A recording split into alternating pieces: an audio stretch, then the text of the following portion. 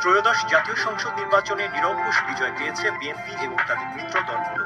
এর মাধ্যমে 2 দশক পর আবার ক্ষমতায় ফিরছে বিএনপি। 17 ফেব্রুয়ারি নবনির্বাচিত সংসদ সদস্য ও নতুন মন্ত্রিসভার সদস্যদের শপথ নেওয়ার কথা।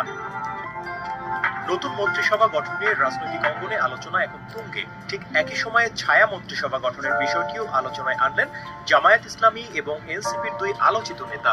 জামায়াত নেতা শিশির মনির 14 ফেব্রুয়ারি রাতে তার ভেরিফাইড ফেসবুক পেজে ছায়া মন্ত্রিসভা গঠনের কথা বলেন।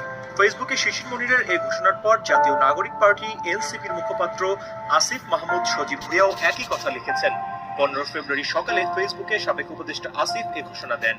বিষয়টি নিয়ে রাজনৈতিক মহল ও সামাজিক যোগাযোগ মাধ্যমে চলছে আলাপ আলোচনা। কিন্তু ছায়া মন্ত্রিসভা আসলে কি, কাদের নিয়ে এটি গঠিত হয় এবং তাদের কাজই কি? ছায়া মন্ত্রিসভার ধারণাটি মূলত যুক্তরাজ্যের সংসদীয় ব্যবস্থার অনুরূপ। দেশটিতে বিরোধী দলগুলো সরকারকে নজরদারির জন্য ছায়া মন্ত্রিসভা গঠন করে থাকে।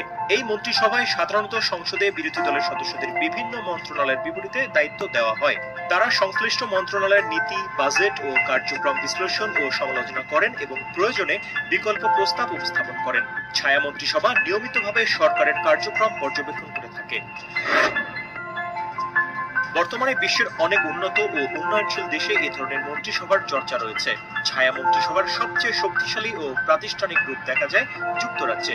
সেখানে ছায়া মন্ত্রণালয়ের নেতারা সরকারি কোষাগার থেকে দপ্তর ব্যয় নির্বাহের জন্য বরাদ্দ পেয়ে থাকেন। অস্ট্রেলিয়াতেও ব্রিটিশ আদলে ছায়া মন্ত্রিসভার চর্চা রয়েছে। সংসদের বিরোধী দলের নির্বাচিত সদস্যদের সমন্বয়ে এই মন্ত্রিসভা গঠিত হয়। নিউজিল্যান্ডের বিরোধী দল নিয়মিত ছায়া মন্ত্রিসভার মাধ্যমে সরকারকে চাপে রাখে। দেশের বর্তমান রাজনৈতিক কাঠামোতে এমন কোনো বাধ্যবাধকতাও নেই। তবে রাজনৈতিক বিশ্লেষকরা অনেক সময় মনে করেন ছায়া মন্ত্রিসভা চালু হলে সংসদীয় গণতন্ত্র আরো শক্তিশালী হতে পারে।